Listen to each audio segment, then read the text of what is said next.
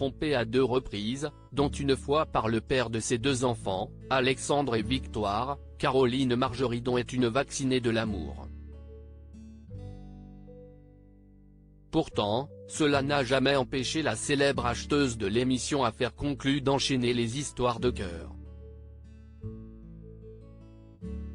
Après s'être confiée sur les 3 premières dans son livre intitulé Libre, et paru aux éditions Plomb, la jolie blonde n'a pas manqué d'évoquer son 4e amour, un homme qu'elle a rencontré alors qu'elle s'y attendait le moins.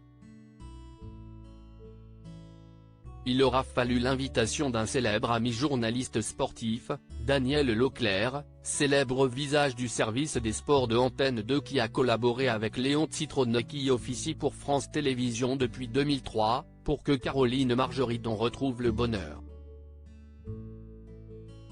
Ce dernier a d'ailleurs pour habitude de commenter les matchs de Coupe de la Ligue et de la Coupe de France mais également les concours de pétanque, avec Marie-Laure Augry, et les internationaux de France de Roland-Garros.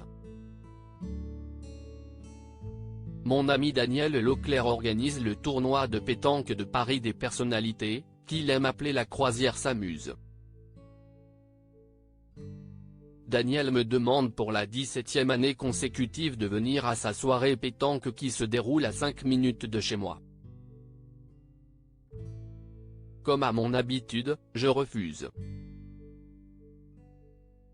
Je déteste les soirées mondaines, encore plus celles que je n'organise pas. Pourtant celle de Daniel fait partie des plus prisées de Paris et l'ambiance y est vraiment très bon enfant. Mais, je ne sais pas pourquoi son insistance me fait enfin accepter, et si est grâce à lui que je vais rencontrer mon 4e amour. Commence-t-elle par expliquer dans son livre.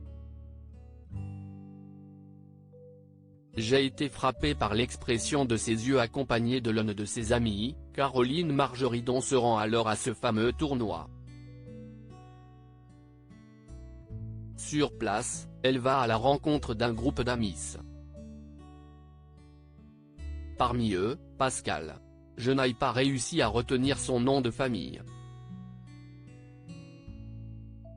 Si est pour cela, et jusqu'à aujourd'hui, qu'il se nomme Pascal Pétanque dans mon téléphone.